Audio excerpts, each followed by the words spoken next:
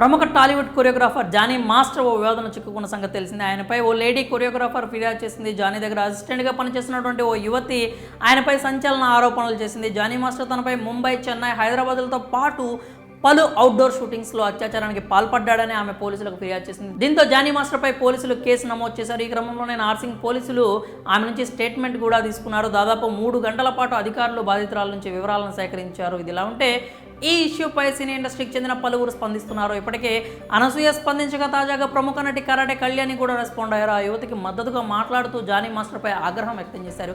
ఇక కరాటే కళ్యాణి మాట్లాడుతూ Johnny master తనపై వచ్చిన ఆరోపణలు అసత్యమని రుజువు చేసుకోవాల్సిన అవసరం ఉందని తెలిపింది. జానీ మాస్టర్ మాదిరిగానే ఆ యువతి కూడా మంచి కొరియోగ్రాఫర్ కావాలని ఇండస్ట్రీలోకి వచ్చిందని తెలిపింది. అయితే అలా వచ్చిన ఆ అమ్మాయిపై లైంగిక వేధింపులకు పాల్పడడం దారుణం అంటూ కళ్యాణి అన్నారు. అంతేకాకుండా ఆ యువతితో సహజీవనం కాదని, పెళ్లి చేసుకుంటానని, మతం మారాలంటూ జానీ మాస్టర్ చెప్పడం ఏంటని ఆమె ప్రశ్నించారు. ఇప్పటికే జానీ మాస్టర్పై ఆయన యూనియన్, సినీ ఇండస్ట్రీ పెద్దలు వేటు వేశారని తెలిపింది. అలాగే ఆయన సపోర్ట్గా ఉంటున్న ఓ పార్టీ కూడా రాజకీయ కార్యకలాపాలకు దూరంగా పెట్టిందని ఆమె గుర్తు చేసింది. ఆ యువతి ఎంతో నరక వేదన అనుభవించి ఉంటే ఈరోజు బయటకు వచ్చి ఉంటుంది అంటూ ఆగ్రహం వ్యక్తం చేసింది.